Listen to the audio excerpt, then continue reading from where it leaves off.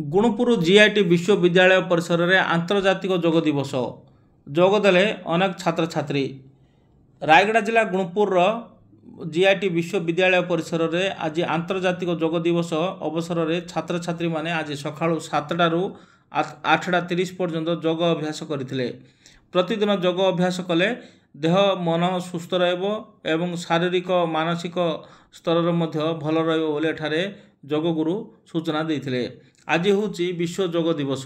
स्थानीय जीआईटी विश्वविद्यालय मध्य जातीय सेवा योजना पक्षर यह विश्व योग दिवस पालन कराइतला। एही अवसर में योग गुरु अनंत पंडा योग देई विश्वविद्यालय छात्र छात्री अध्यापक प्रमुख को योगर विभिन्न आसन प्राणायाम शिखाइबा सह प्रत्येक दिन योग अभ्यास करने द्वारा स्वास्थ्य प्रति उपकार विषय में बुझाइथिले।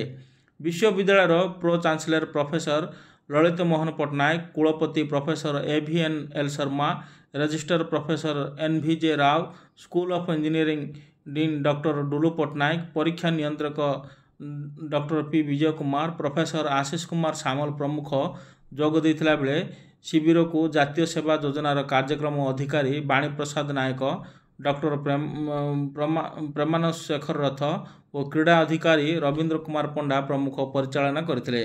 यही अवसर में छात्र छात्री माने आज सकाळु 7रू 8:30 पर्यंत विभिन्न योग करथिले। योग करिवा द्वारा मन एवं शारीरिक सुस्थ रहइबो, मन मध्य भल रहइबो, पाठ पढ़ा को भल रहइबो बोली योग गुरु अनंत पंडा सूचना देथिले।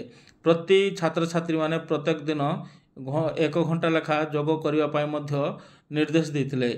एहा पूर्वरु योग आंतर्जातिक योग दिवस अवसर में एठारे भारतर प्रधानमंत्री नरेंद्र मोदी को सीधा सड़क लाइव कार्यक्रम LED टीवी माध्यम एठारे प्रदर्शित कराइतला। समस्त छात्र छात्री माने उपस्थित रही LED टीवी माध्यम प्रधानमंत्री को अभिभाषण शुणिथिले।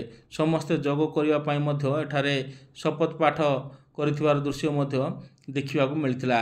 यही अवसर में जीआईटी विश्वविद्यालय समस्त प्रोफेसर एवं समस्त छात्र छात्री माने उपस्थित रही यही आंतर्जातिक योग दिवस रे योग अभ्यास करथिले एवं योग प्राणायाम करथिबार दृश्य देखा मिलता।